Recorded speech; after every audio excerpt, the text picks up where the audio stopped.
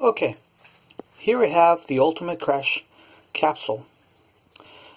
This is the ultimate, meaning that there's no other that's able to slow down a capsule, a person within a capsule, using just a simple concepts.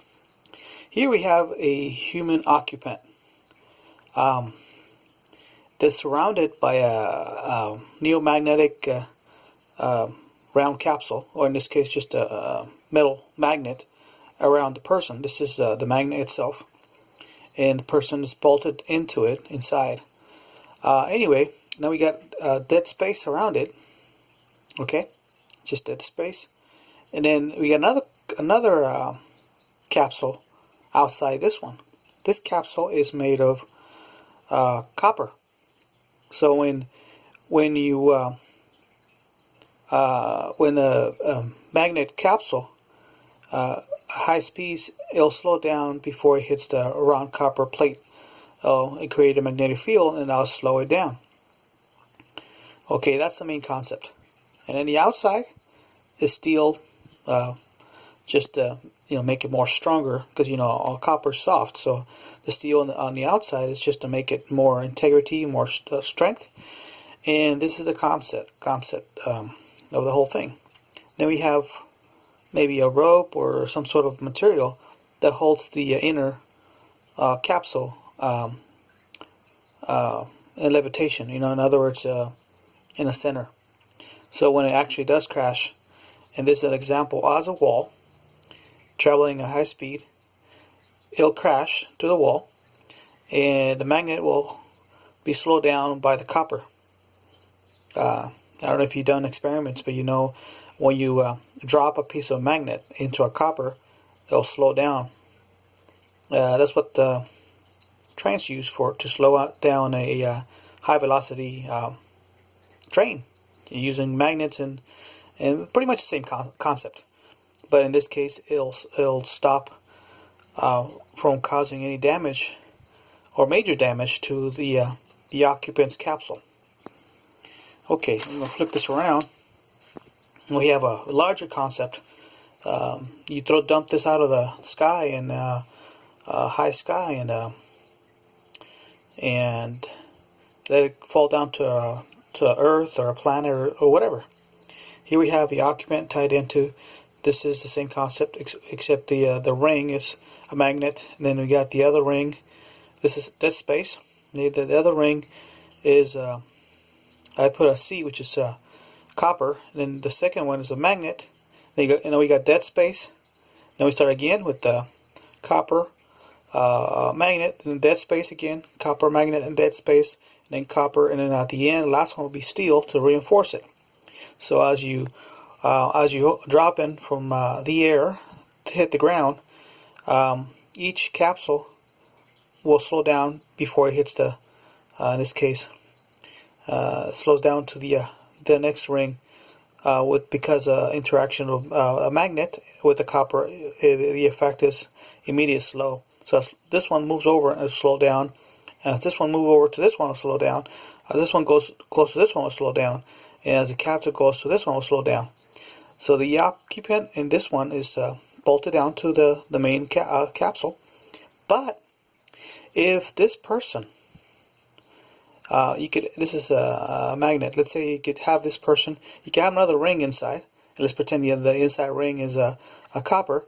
And if this person's got a magnetic suit, then also the person will slow down and will not be impacted by the inside. In other words, same principle, but the occupant will have a magnetic suit, and the outside will be before it hits will be copper. That way it will slow down. Now remember, this could be vice versa. You could have rings, magnetic rings, and then copper, and then magnetic rings, and then copper. What I'm saying is it can be reversed. So this occupant, it's amazing, because a high velocity, this will slow down a person from actually impacting a wall or an object or a high velocity. It'll slow it down dramatically to cause less injury, or maybe none at all. So if this person was inside a aircraft when it crashed, there's a highly more probability that that person will survive a impact of a aircraft, or a train or whatever, or drop from a satellite or a rocket or whatever. As long as it's just the impact itself. So this for survival of, let's say they dropped a probe from NASA into Mars. This will survive the whatever is inside the inner core of the capsule. But anyway, also the same technology can be used for bumpers. Let's say this is they got two examples here.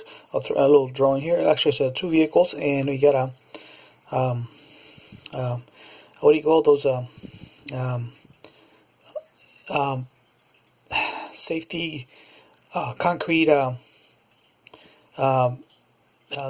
see on the roads. I forgot the name of it, but anyway, let's say this concrete stone object, instead of being concrete, let's say it was metal magnet. Okay, and then you got a car with well, let me change. It doesn't matter, but let's pretend this one's made of copper. And then the bumper of the vehicle is made of magnet steel.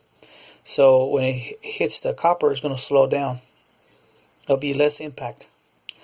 And then the same deal. And we got the back of this vehicle is a copper bumper, and then the front of this vehicle, this one is a magnet. So it could be vice versa. It could be opposite, switch around, doesn't matter. So when you have a bumper, a front or back bumper, and one of them is different than the other one, let's say one's copper and one's magnet, or magnet one and then copper the other, it doesn't matter which way you do it, then what you have is a vehicle slowing down before impact.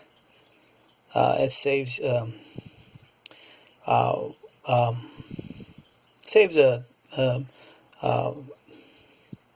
well, I won't say it saves a person. I'm just saying that it causes less damage to the vehicle and less damage to the person.